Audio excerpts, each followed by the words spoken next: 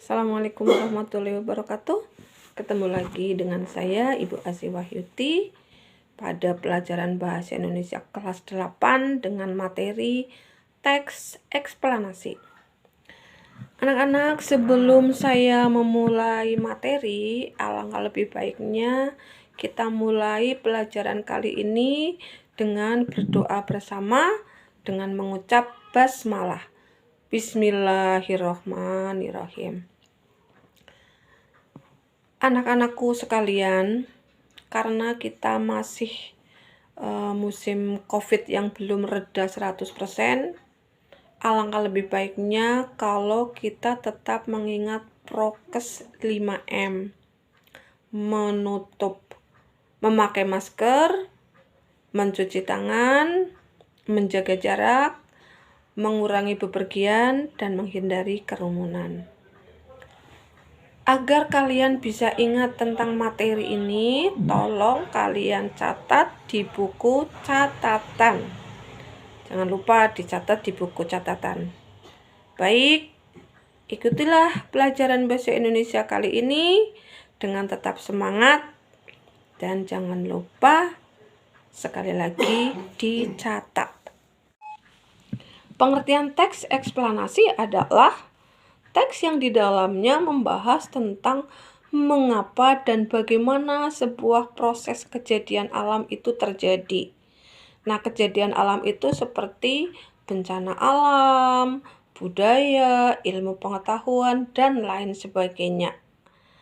Nah, kalau kita melihat sebuah peristiwa, kemudian kita cari mengapa hal itu terjadi dan bagaimana hal itu dapat terjadi, disitulah kita bisa membuat sebuah teks eksplanasi. Masih tentang teks eksplanasi. Kalau tadi sudah saya jelaskan tentang pengertian teks eksplanasi, sekarang saya jelaskan tentang ciri-ciri teks eksplanasi. Ciri-ciri teks eksplanasi ada 3 macam. Yang pertama, hal yang disampaikan bersifat fakta. Informasi yang disampaikan biasanya berkaitan dengan pengetahuan dan ilmu. Yang ketiga, hanya bersifat informasi tanpa berusaha mempengaruhi. Nah, saya ulas satu persatu. Informasi yang disampaikan berupa fakta. Artinya, apa yang kita sampaikan itu dalam teks eksplanasi berarti sebuah kebenaran atau kenyataan. Karena kalau yang kita sampaikan bukan fakta, berarti bukan termasuk pada teks eksplanasi.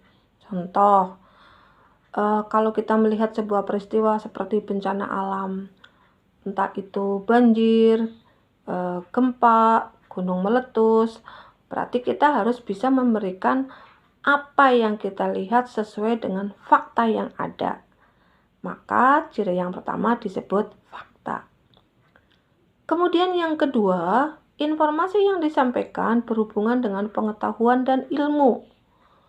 Contoh tadi yang saya sampaikan, kalau kita membahas tentang gempa, berarti kita harus bisa mencari informasi tentang sebab terjadinya gempa, kemudian dampak atau akibat adanya gempa.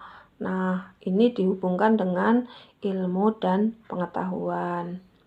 Kemudian yang ketiga adalah informasinya berupa informasi tanpa mempengaruhi. Artinya begini, kita hanya bersifat memberitahukan kepada khalayak, tidak berusaha mempengaruhi. Contoh, ketika kita membahas tentang gempa, berarti yang mutlak hanya memberikan informasi gempa yang sudah terjadi. Jadi gempa yang belum terjadi tidak bisa kita ceritakan. Artinya, ketika kita membahas teks eksplanasi berarti membahas sesuatu yang sudah terjadi.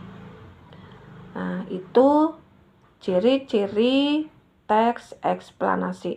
1 bersifat fakta, 2 merupakan pengetahuan atau ilmu pengetahuan, yang ketiga berupa informasi. Selanjutnya adalah struktur teks eksplanasi. Struktur teks eksplanasi dibagi menjadi yang pertama adalah pernyataan umum, yang kedua deretan penjelas, yang ketiga interpretasi. Untuk pernyataan umum, biasanya di dalamnya berisi sesuatu hal yang masih bersifat umum atau masih bersifat gagasan umum atau masih bersifat ide pokok. Nah, baru nanti di bagian berikutnya dijelaskan secara detail bagian-bagiannya, data-datanya, atau penyebabnya, atau dampaknya, atau segala hal yang berhubungan dengan sesuatu yang lebih luas, lebih detail, lebih mendalam. Kemudian yang ketiga adalah interpretasi. Itu sama dengan kesimpulan. Jadi, kalau kita sudah menjelaskan secara rinci, berarti kita ditutup dengan menyimpulkan atau meringkas. Oleh karena itu, kalau kita lihat sebetulnya teks eksplanasi itu diawali dengan hal yang bersifat umum, kemudian dijelaskan secara rinci, dan yang terakhir ditutup dengan sebuah kesimpulan. Demikian yang bisa saya jelaskan untuk teks eksplanasi kali ini.